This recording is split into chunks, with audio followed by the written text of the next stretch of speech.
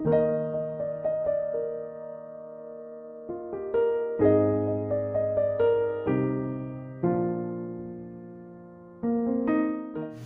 so tuloy-tuloy po pag-aaral natin.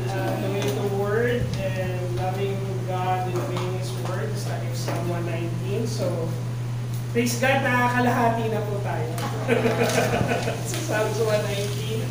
So, yung theme po natin ngayon, so the way of salvation, ang daan at paraan ng kaligtasan. So, just a few things about this particular passage, verse 88 to 1. So, they call it the center of the Psalm 119. Okay? So, huwag niyo pong gamitin sa pagtaya ng loto. Sentro siya.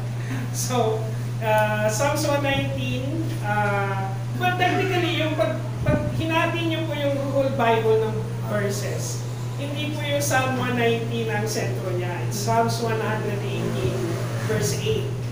Pero out of the 176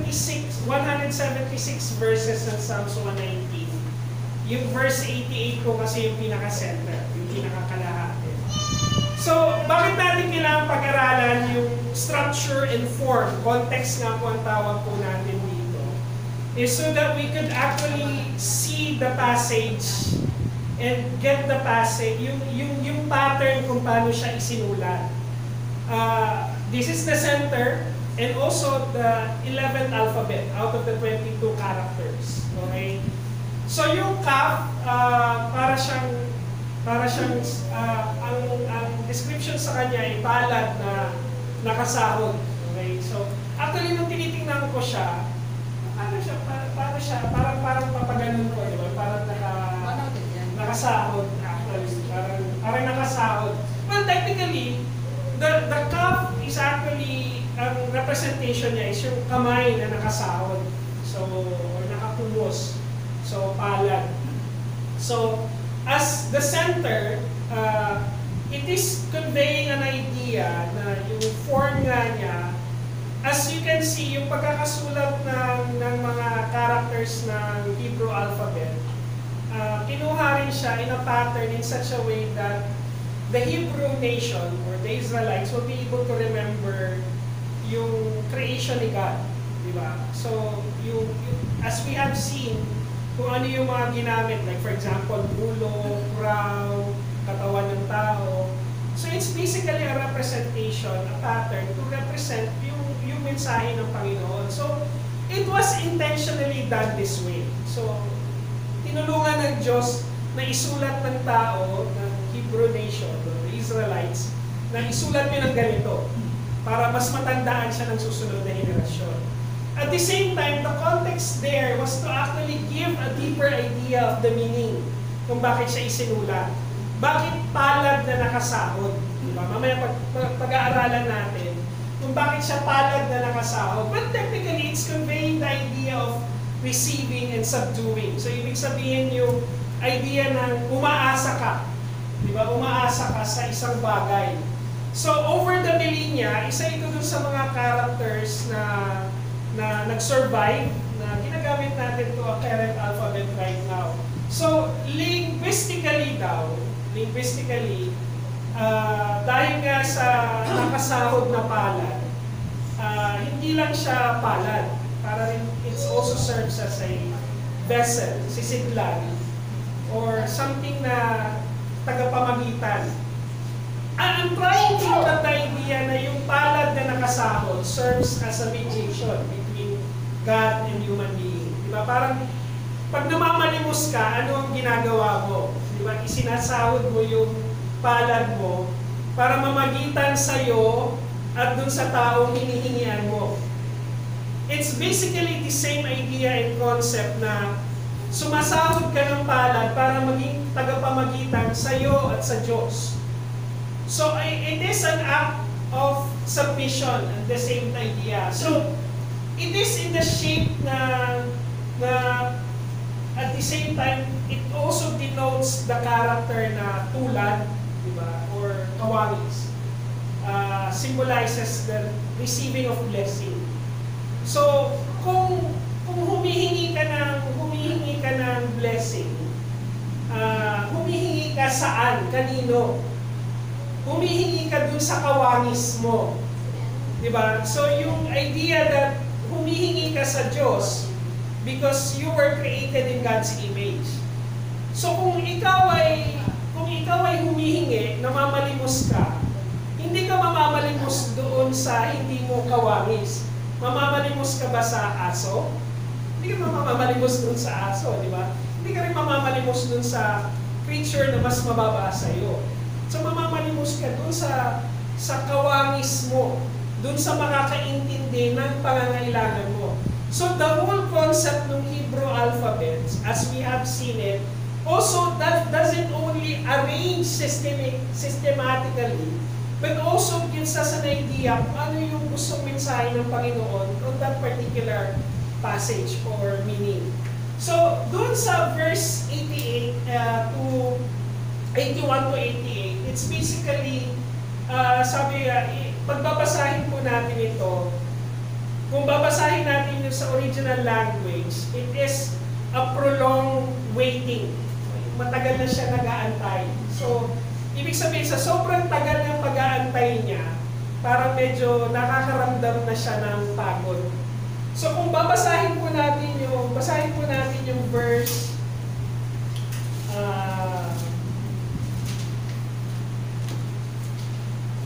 doon po sa may wineskin. Ang sabi po rito, for I have become like a wineskin in the smoke, yet I have not forgotten your statutes. So, ano po ba ibig sabihin? Saan po ba ginagamit yung wineskin? Yung wineskin is, as we know, is used as a vessel. Diba? Normally, wineskin, balat ng tupa or balat ng goat na ginagamit na sisidlan ng wine. Now, it needs to be very, very durable kasi it needs to withstand pressure. Diba?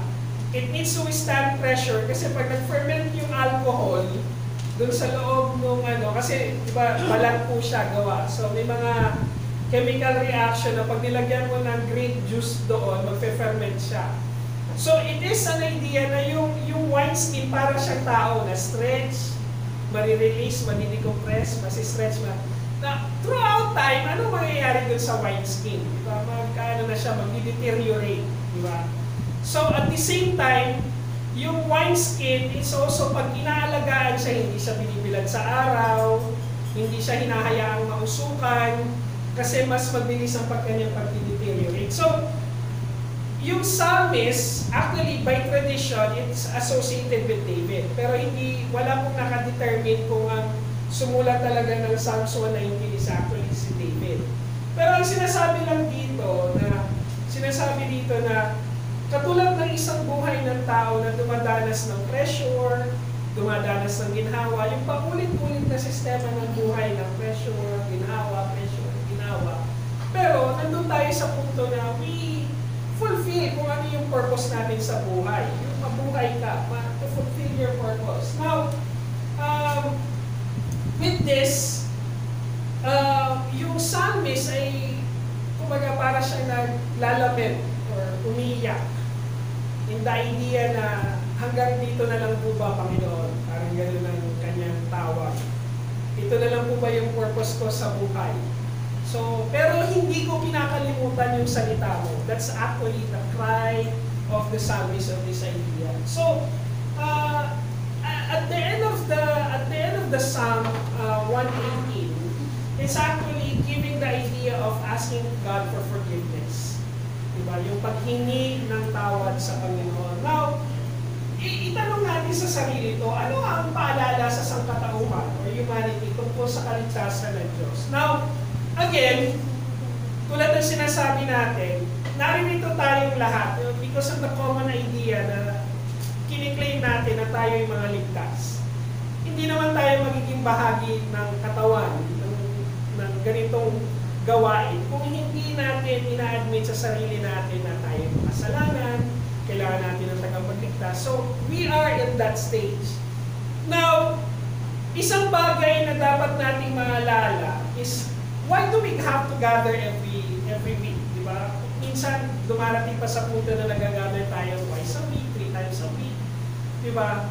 Bakit tayo pinapaalalahanan to gather? Now, yung pag-gather po natin, hindi lang naman yung paalala sa atin na kailangan nating suportahan ng bawat isa, kailangan nating paalalahanan ng bawat isa, but it also a personal reminder to each one of us kung ano at sino tayo, kung bakit tayo naririto ngayon.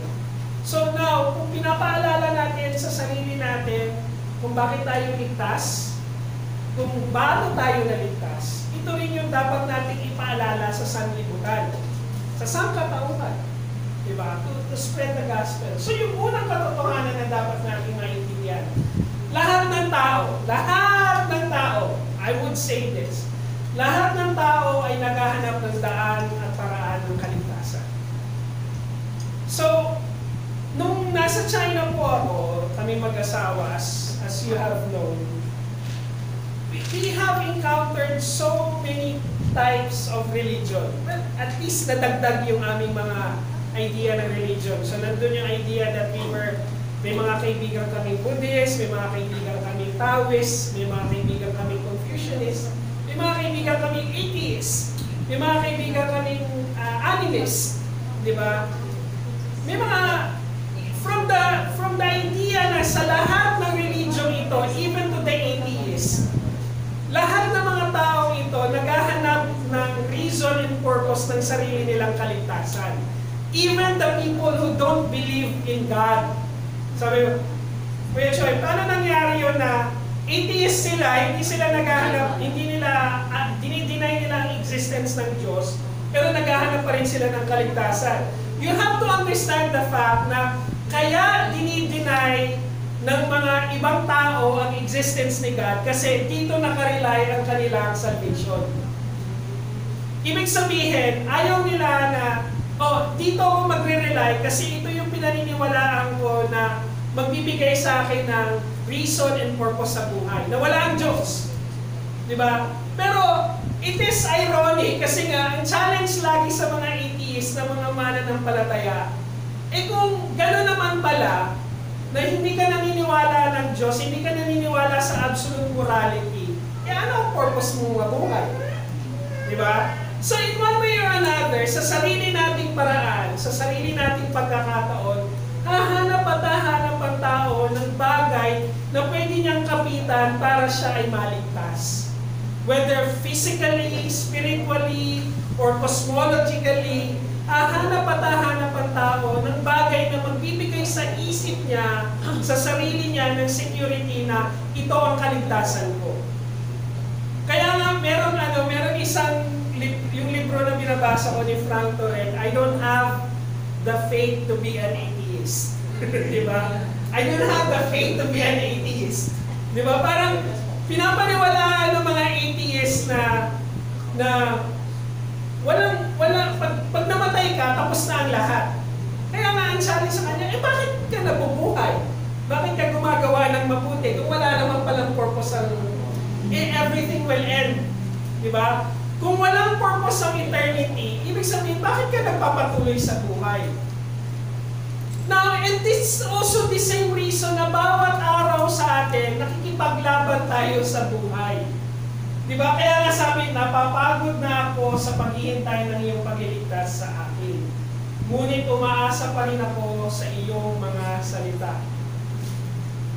Kaya nga, yung isang commercial, yung Nescafe commercial, kanino ka bumabangon? Diba? And that's true to human nature. Babangon at babangon ka araw-araw. Babangon ka sa araw-araw kasi meron kang alam ng purpose sa buhay kung bakit ka nakikipaglaban. Diba? And for us na ligtas na, it's just more than working, it's just more than being a parent, it is more than looking for a purpose. But we wake up every day because we know we have a relationship doon sa somebody out there na lumikha sa atin. I'm using the word somebody kasi for many people, sino ba yung somebody na yun? Of course, we all know it is God. Diba? So, mga kapatid, lahat lahat ng tao, I would say that, na in their own way, in their own form, hahanap at hahanap ng sarili nilang kaligtasan. Di ba? Now, in the advent of social media right now, feeling ko mas dumami ang religion sa buong mundo. Di ba? Kung papansinin ninyo, why? Kasi mas lalong lumalalim yung pangangailangan ng tao doon sa idea ng kaligtasan, doon sa idea ng eternity, doon sa idea na ano ang susunod dito. Kaya ang sabi sa Romans 8, sabi ni Paul, ligtas na tayo at naghihintay na lang na maging ganap, okay, to fulfillment ng ating kaligtasan. Umaasa tayo dahil wala pa ang inaasahan natin. Yung second coming, Paul was actually talking about second coming. Aasa pa ba tayo kung nariyan na ang ating inaasahan? Sabi niya, kung nandiyan na yan, ano pa bang aasahan natin? So, there is something that we hope for.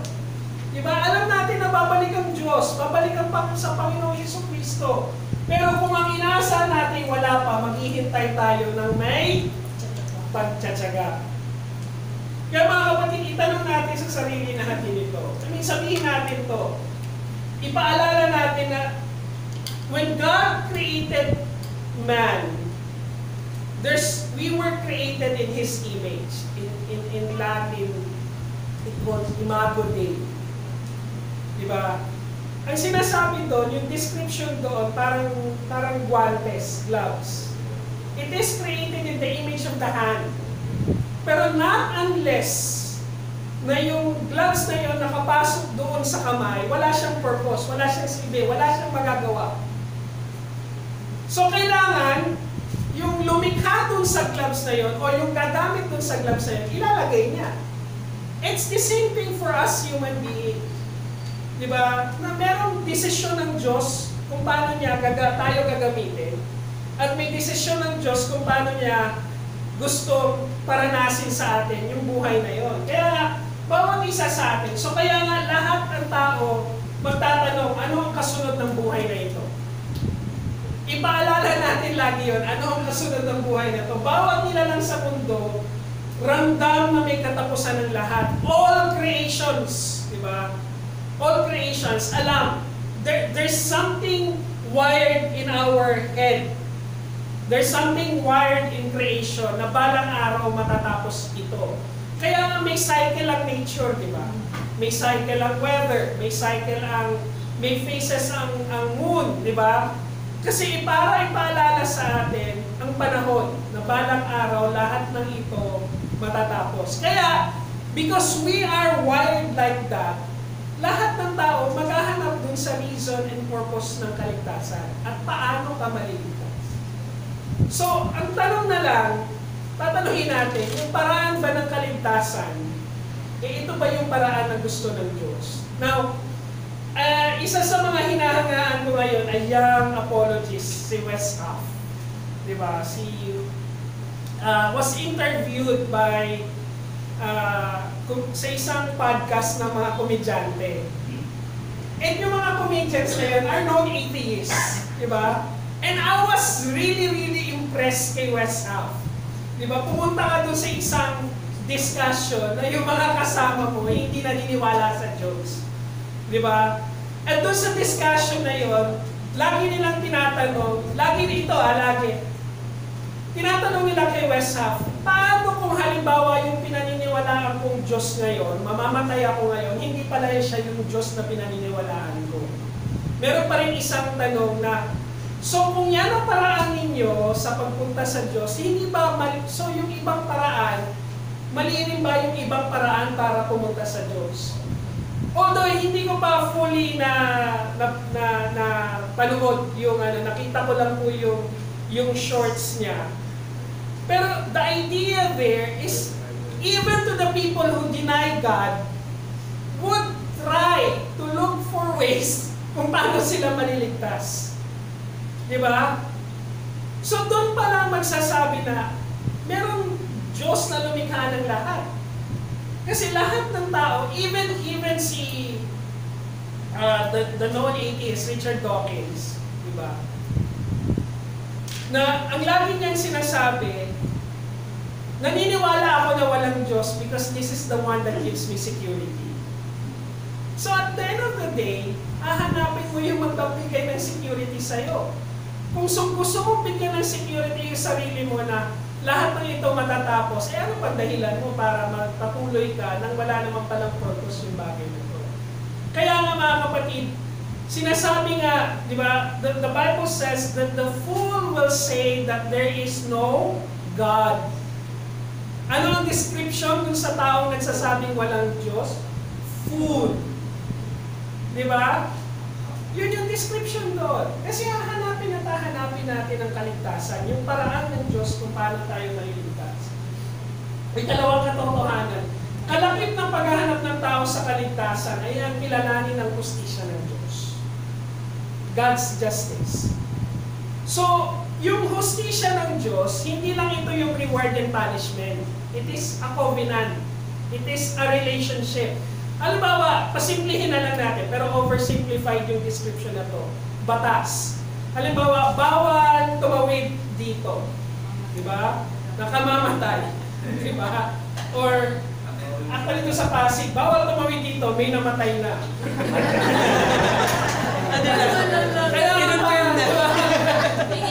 Yung sigarilyo, diba? Isipin nyo na lang yung sigarilyo.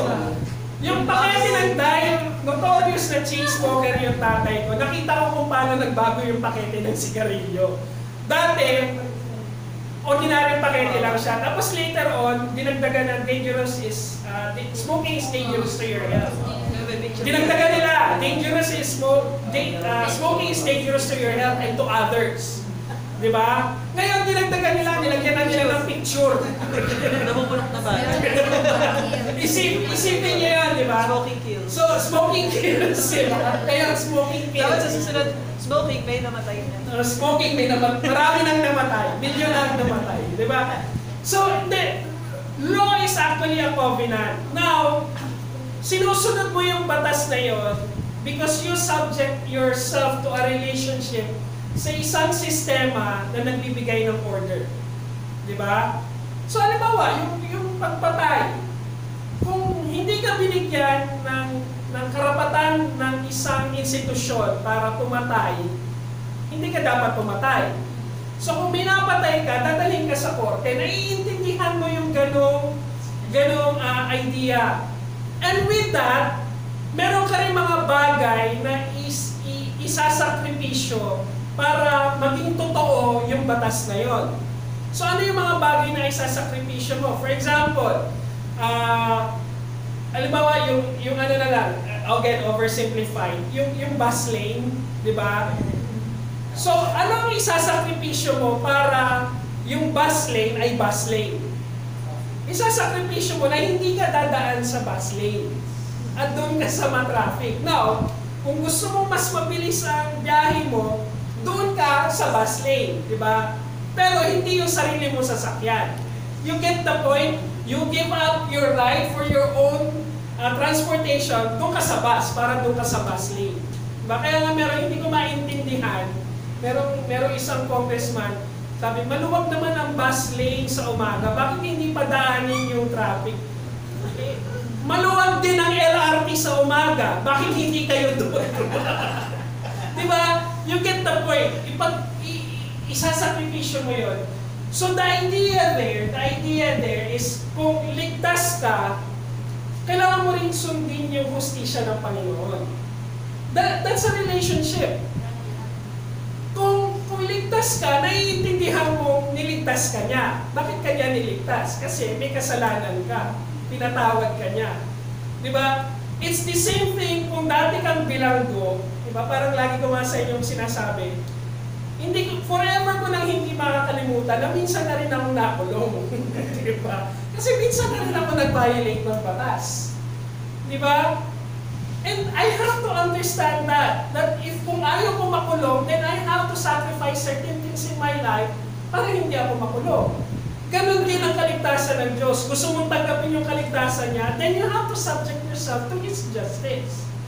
It's a relationship. Kaya nga sinasabi rito, kahit na ako'y parang isang sisidlang balat na nilagyan ng inumin na parang hindi na mapapakinabangan, Sinasabi niya, hindi ko pa rin nakakalimutan ang iyong tuntunin. Ibig sabihin, I will not turn around myself from your truth sa ibang translation. And this is the main reason kung bakit tayo mga Baptist naniniwala tayo doon sa perseverance of the saint. Once saved, you will always be saved. Hindi mo pwedeng talikuran, kung tinalikuran mo ang pananampalataya, sa umpisa pa lang, posibleng hindi ka naligtas. You get the point? Kasi hindi pwedeng mabuo yung salvation nang hindi ka nagsasubject dun sa hustisya ng Panginoon. Kaya sinasabi rin ng Panginoong Hesukristo, ang sino mang ayaw sumunod sa akin dahil natatakot siyang mamatay para sa akin, hindi karapat-dapat sa akin. Ano ba ang warning sa atin ng Panginoong Hesukristo? Ano ba ang paalala niya sa akin? Again, ulitin ko, and probably it's a cliche, those who wish to follow me must deny himself and take up his cross daily. Diba? So kung ikaw, at a certain point in our life, bilang isang mananampalataya, meron ding parte ng buhay natin na, sige Lord, isusuko ko na ito. Kahit ano na ang mangyari sa akin, bahala ka na. And I guess, dumating na rin ako dun sa punto na, Panginoon, bahala ka na kung ano. Diba? Kaya nga, tinatabong kami ng Diyos sa China, Lord, bahala ka na. Diba? This is you. Kung dito kami, dito kami. And the same thing, nung pinauwi niya kami, wala rin kami nagawa, uwi kami. That's God's justice. Hindi mo pwedeng baliin kung ano yung gusto niyang paraan sa gusto niyang pagkakataon. Kaya nga mga kapatid, ipaalala natin sa sarili na walang bagay sa buhay natin na papahalagahan mo nang hindi ka nagbibigay ng bahagi ng sarili mo. Pera, yaman, panahon, oras. So, kung halimbawa, hindi ka naniniwala sa batas na to, hindi mo rin naman isusuko yung mga bagay sa sarili mo para sundin yung batas na yon. Diba? For example, meron tayong libel, yung libel, anti-libel, or libel case. Diba? Meron yung pag merong cyber libel, so in-extend na nila na bawal kang manirang puri sa ibang tao. So, ibig sabihin, kahit siguro, kung hindi ka naniniwalang masama yun, na manirang puri sa ibang tao, ano gagawin mo? Diba? Maninirang puri ka. Pero dahil naniniwala ka na mali yun, ibubuhos mo yung mga bagay na pinaniniwalaan mo, isasakripisyo mo yun para maging totoo yung bagay na yun.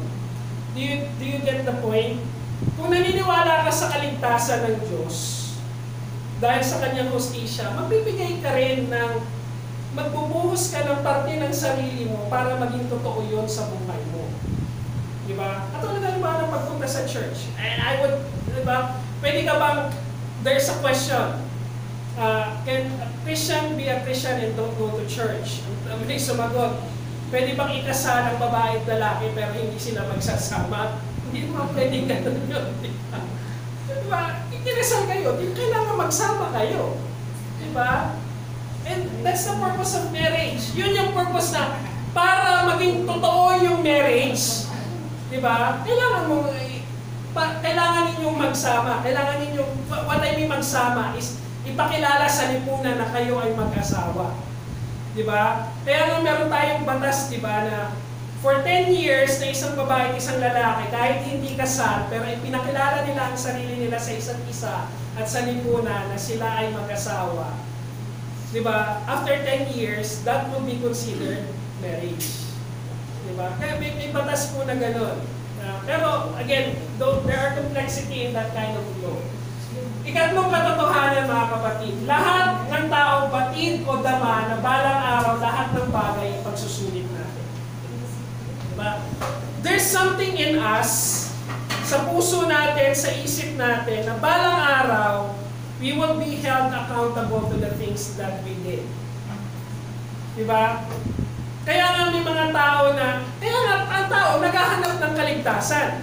Kasi iniisip niya na balang araw, lahat ng ginawa ko, I will be accountable to. Kaya nga sabi doon sa verse 85 to 87, ang mga mapagmataas na hindi sumunod sumusunod sa iyo mga kautusan ay naghuhukay ng patibong upang ako'y hulihin.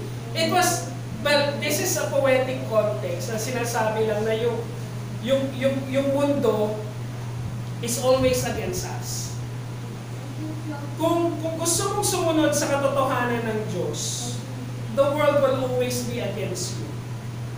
Hindi mo pwedeng pakiusapan ang mundo na maging mabait sa'yo dahil mabait ka sa kanila.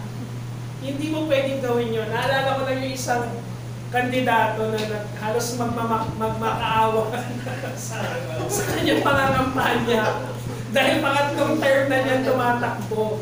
Diba? Halos magmakaawa na siya. Diba? Pero nanalo siya this time. Diba?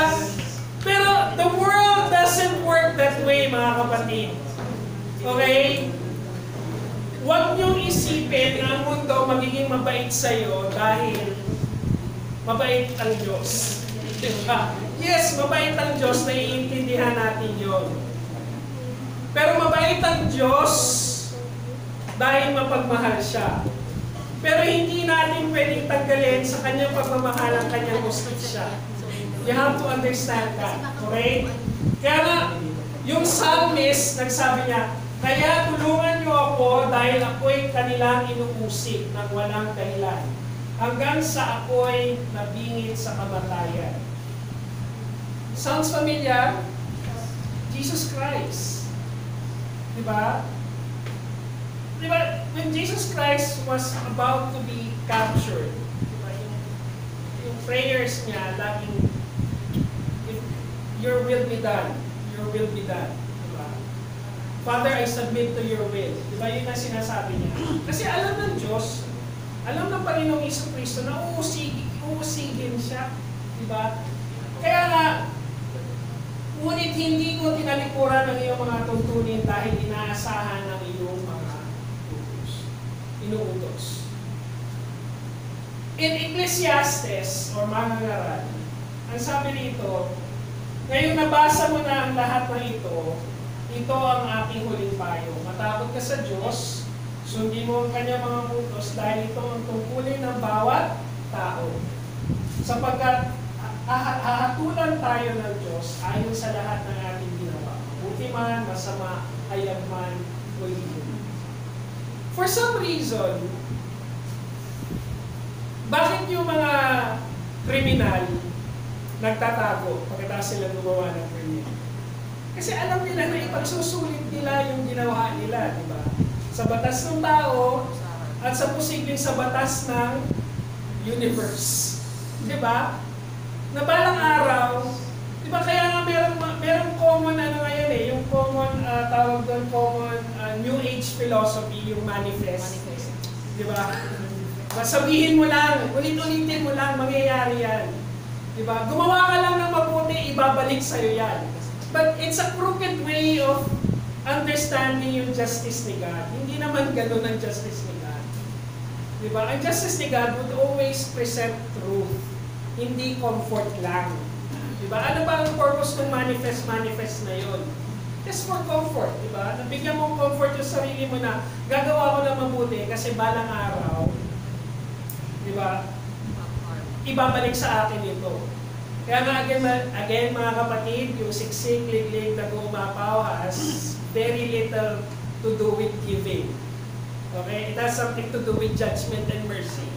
Okay? It's very little about giving. Well, isang portion lang yun. Kaya mga kapatid, palalarin natin sa ating mga sarili. Na sa katapusan ng lahat, bawat isa umaasa na anuman ang bakas na ginawa natin sa ating buhay. Meron itong pag-aasam na sana, meron itong halaga sa sino man nakakahigit sa atin. What I'm saying that deep in our heart, na lahat ng bagay na ginawa natin would be something important to someone out there na mas malaki kaysa sa atin. Diba? Tayo mga mananampalataya, kilala na natin kung sino yun. Pero doon sa mga hindi pa naniniwala, kaya nga nauuso yung manifest kasi nandun yung idea na merong mas malaki kaysa sa akin. Diba? There's something in the universe na nag-create ng order na pag ginawa ko to, ito yung posibleng bumalik. Diba? Ganun yung idea. But we have to understand na hindi lang yung idea na merong nagkokontrol ng order. Pero dapat alam natin yung idea na sino yung nagkokontrol ng order na yun. Dapat malinaw yun sa atin para malinaw din yung kaligtasan. Kasi kung hindi malinaw sa iyo kung sino ang nagkokontrol ng sanlibutan, hindi rin malinaw sa iyo kung bakit ka dapat maligtas. Kasi you will not be accountable to anything else. Diba? You will not be accountable to a God who can judge you. You will not be accountable to His Son who had given His life, diba, para pagbayaran yung kasalanan mo. Hindi mo rin tatanggapin yung bagay na yun, not unless you know. But there is something in us and something in the heart of every human being na nagsasabing, sana meron itong halaga sa sino mang nakakahigit sa akin. For us who knows it, must need to tell this truth. Doon sa ibang tao, sino ba yung nakakahigit sa atin? Diba? Kaya nga, alam niyo mga kapatid, isa sa mga clout ng lumang relihiyon is yung idea na you can work out on your own salvation. Diba? Yung sa lumang relihiyon, na pwede mong iligtas yung sarili mo sa paggawa ng mabuti. As we all know, that doesn't work that way. It will not work out that way. Kasi if you could work out your own salvation, hindi mo tatanggapin yung sovereignty ni God. Na siya yung lahat na nakakakita ng mga bagay na pwede niyang i-judge doon sa ginawa mo. Di ba? Kaya nga mga kapatid, ang hirap mag-share ng gospel sa taong mabait. Di ba? Ang hirap mag-share. This is the same thing with when we were in China, yung mga kaibigan naming atheists, na mga Chinese, sila yung most charitable, sila yung always concerned, sila yung always trying to do what is right in the sight of other people. Di ba? Para mapapaisip ka, mas mabait ba itong tao na ito kaysa sa akin? Di ba? Parang, kasi wala silang concept ng sin. They don't have the concept of sin. So, importante na mapaalala muna natin sa tao, kung gusto natin makilala yung sana meron itong halaga sa sino mang nakakaigit sa atin. It is also important na makilala natin kung ano yung limitasyon natin bilang tao. Diba? Yung concept ng sin, it is always, I cannot deny the fact na sa paghahayag ng salita ng Diyos, even in preaching, it should always be evident in the idea na tayong lahat ay makasalanan. Pero paano mo ituturo yun sa isang lipunan na hindi kumikilala ng walang accountability dun sa mas nakakahigit sa kanila? You get the point? And lastly mga kapatid, sa pagtahak natin sa daan at paraan ng kaligtasan, hindi mawawala ng pagpapahayag ng kanyang pag-asa. So ibig sabihin, what I'm saying is, ano ba ibig sabihin ng revelation of His hope? Pag sinabi natin revelation, a pastor friend gave me this description. Ano ba ibig sabihin ng revelation? Paano mo maiintindihan yung salitang hope, pag-asa? Dito po ako nakatira sa bahayang pag-asa. So, paano mo mabibigyan ng picture yung pag-asa, yung hope na galing sa Diyos? Yung revelation daw, ang sabi ng pastor na kaibigan mo, revelation is God's bigger picture that you are always excited to do. So, ibig sabihin ng revelation, ito yung isang parang malaking plano ng Diyos na excited kang sundin. Yun yung revelation. Now, pag sinabi natin revelation of His hope, ano ba yung gusto ng Diyos para maintindihan natin ang tungkol sa kanyang pag-asa? Ano yung bigger picture ng revelation, yung bigger picture tungkol sa pag-asa ng Diyos? Ano yung revelation na meron tayo rito? Ang sinasabi rito, gagawa at gagawa ng paraan ng Diyos para lahat ng tao magkaroon ng pagkakataon na makilala siya. So, there's always this battle. There's always this battle, even among the Christians, na nung tumanggap pa ako, tumanggap lang ako sa sarili ko o gumawa ang Diyos ng paraan para makilala ko siya. Diba? Kasi the Bible says, among all, the heart is the most deceitful. So hindi mo kikilalanin ng Diyos nang hindi siya gagawa ng paraan na makilala mo siya. Diba? So, importante na maintindihan natin na pag nagsishare tayo ng gospel sa ibang tao, na ni-reveal na ng Panginoon yung paraan at daan kung paano maliligtas ang isang tao. Pero importante rin na bigyan natin ng pagkakataon na marinig, maramdaman, at makita nila kung paano kumikilos ang Diyos. Diba? Importante rin yun. Kaya nga, hindi tayo humihinto to be with other people. Diba? Sinasabi namin na importante na you be part of your neighborhood association. Diba? Ini-encourage namin kayo maging part ng isang ng gawain sa barangay. You take part of it. Kasi importante na makita sa atin kung bakit natin ginagawa itong mga bagay na ito. Bakit tayo nagdi-DVPS? Bakit tayo gumagawa ng mga activities that would help people to understand who God is? Kasi gagawa, sabi rito, ingatan niyo ang aking buhay ayon sa iyong pag-ibig. Pag-ibig niyo sa akin. Now, God will keep you alive so that God can give you every chances to know Him. Diba? God will keep you alive so that He will give you every chances to know Him. Kasi, importante sa Panginoon, parte ng Kanyang pag-ibig, parte ng Kanyang mercy, parte ng Kanyang justice, na lahat ay nabigyan ng pagkakataon na makilala siya. Na makilala siya. So, now, the idea there is that we have to submit dun sa truth na siya lang yung pwede magligtas sa atin. Yun yung paraan at yung daan niya. Now, paano tayo maliligtas? Sa pamamagitan lang ng kanyang anak na si Jesus Cristo. No more, no less. Hindi na natin pwedeng dagdagan ng Mary, hindi na natin pwedeng dagdagan ng saints, or 12 apostles, or 12 disciples. It is only through Christ. Kaya, sabi ni Peter, sabi niya rito, purihin natin ang Diyos Ama ng ating Panginoong Jesucristo dahil dakila sa kanyang awa sa atin. Pinanganak tayong muli sa pamamagitan ng muling pagkabuhay ni Jesucristo. Ito ang nagbigay sa atin ng malaking pag-asa na may nakahandang mana ng Diyos para sa atin. Ang manang ito ay nasa langit, walang kapintasan, hindi nasisira, hindi tumutupas.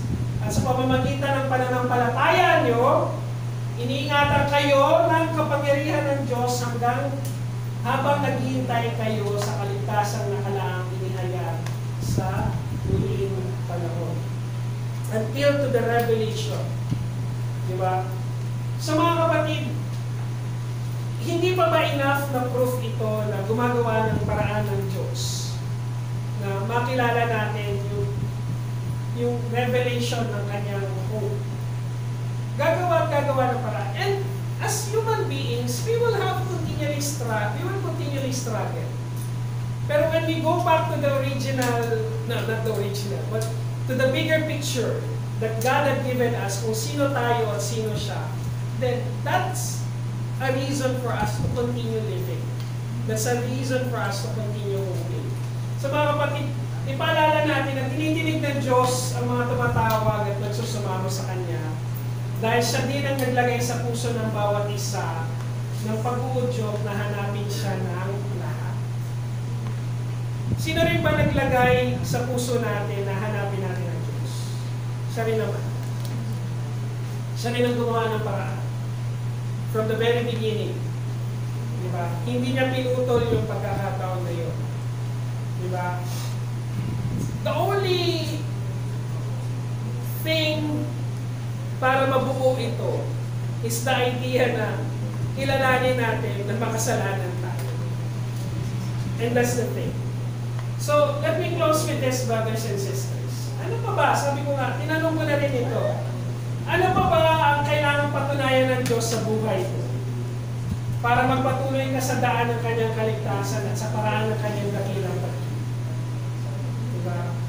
You have to understand that. There's only one way to God, and there's only one reason for His love. Diba?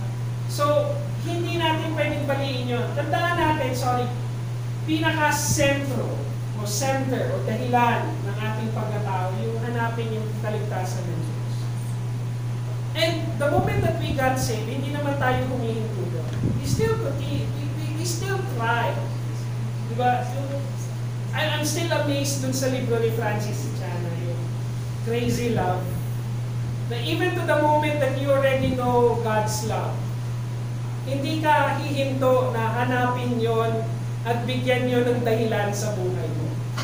Diba? That's the main purpose. Na alam mo ang pag-ibig ng Diyos, alam mo yung dakilang pag-ibig niya. Kasi even before I got saved, I already memorized John 3:16. Diba? Pero nung naging totoo yung John 3:16 sa akin, hindi naman ako huminto doon sa John 3:16. Diba? Nadagdagan din yun ng Matthew, Mark, at saka Luke. At saka na Old Testament. Kasi nandun yung katotohanan ng Diyos kung sino siya. At yung patunay na siya ang Diyos, yung patunay na hindi na natin pwedeng baliin yung katotohanan na at the end of our life, hahanapin natin yung paraan at daan ng kaligtasan.